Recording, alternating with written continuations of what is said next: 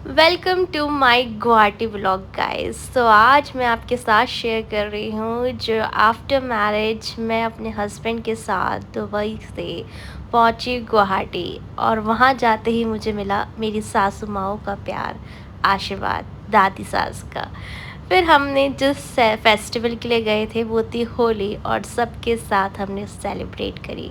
सुबह का मैंने नाश्ता बनाया था जिसमें फ़र्स्ट टाइम मैंने मालपुआ बनाया, जो मिथिलांचल का एक रिचुअल भी है कि मालपुआ बनता ही है as per instruction of my ससुर जी। उसके बाद हमने अपने कज़न्स के साथ थोड़ी सी होली खेली और मैंने अपनी ननंद को भूत की तरह रंग दिया। देख रहे हो उसके गुलाबी बाल, इससे फ़ायदा क्या हुआ, कितने क्रिएटिविटी मैंने उसके बालों पे करी। फिर हम 2 दिन बाद तुरंत निकल गए शिलोंग के लिए। शिलोंग हम पहुँचे कार से, फिर हमने वहाँ स्कूटी रेंटल करी और निकले अपनी बहुत ही अच्छी ड्राइविंग के लिए। ये जो व्यू था, और सबसे अच्छा पार्ट, क्योंकि मुझे कार में थोड़ी सफोकेशन होती है, तो मेरे लिए सबसे अच्छा था राइड करना और इतना लंबा सफ़र तय करना। हाँ, इस टाइम पे थोड़ा-सा मेरे को फिज़िकली प्रॉब्लम हो रही थी, क्योंकि एज़ अ मेंस्ट्रुअल प्रॉब्लम मेरी उस वक़्त अनफॉर्चुनेटली हो गई, और लाइक थोड़ा-सा हो रहा था अप डाउन। लेकिन मैं चाहती थी इस मोमेंट को पूरे से अच्छी तरीके से एन्जॉय करूँ, और ये मेरी लाइफ़ की सबसे बेटर और बेस्ट राइड की थी, क्योंकि लॉन्ग टाइम, काफ़ी लंबे समय बाद मैं ऐसी जगह निकली पहाड़ों पे। इतना ठंडापन था, और मेरे हस्बैंड ने मेरे को जैकेट पहना दी थी, और आप लोगों को मैं ये जैकेट बता रही हूँ, ये जैकेट मेरे ससुर जी की है। यू नो व्हाट, मेरे पास कुछ भी वुलन क्लोथ्स नहीं थे, और मेरे ससुर जी ने अपना ट्रैक पैंट तक दिया, जैकेट दी, हुडी दी, और सब कुछ मैं लेके गई थी। ये सफ़र कुछ इस तरह सुहाना था, जैसे जैसे आगे बढ़ रहे थे, जो यहाँ की वेदर ब्यूटी देखने को मिल रही थी, ऐसा लग रहा था बस इसमें खो ही जाओ, क्योंकि ये सबसे special moment as a husband wife, इसे हमारा हनीमून ही कह दो, या हनीमून ट्रिप कह दो, ट्रैवलिंग कह दो, ये थी। इसमें आपको किसी के साथ नहीं जाना पड़ रहा, कोई आपके साथ नहीं है, ज़िंदगी का अलग ही सफ़र है। और सबसे अच्छी बात, हम दोनों एक दूसरे के टाइम को दे रहे हैं, अपना स्पेशल बॉन्ड और स्ट्रॉन्ग बना रहे हैं। तो as a husband and wife मैं हर एक हस्बैंड से कहूँगी कि प्लीज़ आप लोग अपनी वाइफ को लेके साल में एक बार तो कहीं ना कहीं निकलिए, क्योंकि ये आपके बॉन्ड को स्पेशल फील कराता है, और जो भी आपकी लाइफ का स्ट्रेस होता है उससे दूर करता है।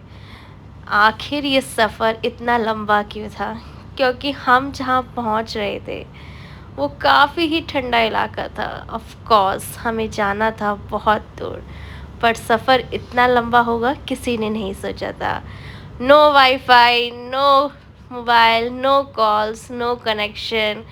इस टाइम पे हम बिल्कुल भी फ़ोन में बिज़ी नहीं थे, बट हाँ, कुछ पार्ट्स ऐसे होते हैं जो हम रिकॉर्ड करते हैं ताकि वो एक मेमोरी बन के रहे, और हम जब भी अपनी लाइफ में आगे कुछ भी ऐसे फेस आए तो उनको व्यू करें और याद करें अपने पल बिताए हुए कैसे हैं, और सफ़र कैसे बीता पता ही नहीं चला। फिर यहाँ पर हम आते हैं, ऑफ कोर्स ये गुवाहाटी में हम लोग हैं अपने घर की और यहाँ पे मोमो वाला जो मेरी ननंद का काफ़ी ही स्पेशल है। यहाँ के मोमो खाने भूल जाओ तो ऐसा लगेगा वर्ल्ड के बेस्ट मोमो यहीं मिलते हैं। यहाँ ये हैंड टू हैंड ये अपना बनाते हैं, और इनकी स्टफिंग इतनी सॉफ्ट होती है, मुंह में जाते ऐसे गल जाती है, डाइजेस्ट होती है, पता ही नहीं चलता कि भाई ये क्या मोमो है। ऐसे मोमो खा लो तो सफ़र बहुत अच्छा है। फिर हम जब घूम ही रहे थे तो ये एक बहुत ही अच्छा ब्रिज था, और ये ब्रिज रूट ब्रिज था। यहाँ पर जितनी भी चीज़ें थी वो सारी की सारी पेड़ों की जो हमारी बाग ट्रीज़ होता है, हिस्सा होता है, वहाँ से बनी हुई थी। तो मौसम ऐसा, कूलनेस, ऐसी पीसफुल जगह, मेरी तो हालत नहीं थी कि मैं इतना चल सकूं, लेकिन तब भी जब इतने लंबे सफ़र के लिए निकले थे तो मेरे हस्बैंड मुझे पुश करते हैं कि चलो चलो चलो, और ये सफ़र इतना यादगार रहा। लाइक ऐसा लगता है कि अगर आपको मेघालय नहीं आए तो आप क्या आए। तो मेघालय आओ और ऐसी जगह पर जाना कभी मत भूलो। लाइक ये सफ़र मेरी ज़िंदगी का सबसे अच्छा था, क्योंकि यहाँ पे ऐसा लग रहा था कि सिर्फ आप एक अलग ही दुनिया में हो। देखने को ये सबसे बेस्ट। और गुवाहाटी में सबसे अच्छा क्या हुआ, इस बार इतने ब्रिज बने, इतने ब्रिज बने, और इन सभी ब्रिज का इनॉग्रेशन भी हमने अपने सामने होते हुए देखा। ना जाने हर दूसरे तीसरे दिन पे 2-2 3-3 ब्रिज का उद्घाटन हो रहा था। एंड लाइक ऐसा लग रहा था कि एक ब्रिज दूसरे ब्रिज से कैसे कनेक्ट हो रहा है पता ही नहीं चल रहा था। गुवाहाटी की खूबसूरती क्या है कि पॉल्यूशन कम है, तो काफ़ी अच्छा है। और ये मेरा स्ट्रगल आप देख रहे हो गाइस, मतलब ये समझो मेरे को इतना पेन है, लेकिन तब भी मुझे पता नहीं था कि मेरा पेन इतना रिलीफ कर दिलाएगा मेरे को इस ट्रैवलिंग में। थकान हुई, लेकिन हौसला नहीं आ रहा, क्योंकि पीछे सपोर्ट करने के लिए कौन खड़ा था? मेरा हबी। सबके हस्बैंड खड़े होते हैं, लेकिन मेरे हबी की ताकत ये है कि जब वो घुमाता है तो कहता है हिम्मत नहीं हारनी, हम थकेंगे नहीं।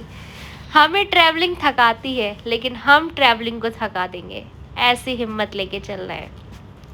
अंत वाले दिन ससुर जी मुझे ले गए 5 मंदिर के दर्शन कराने, खाली पेट थे हम। ये भी यादगार। ये झीलों से भरा शहर कुछ ऐसी यादें लाता है कि कहने को तो कम है।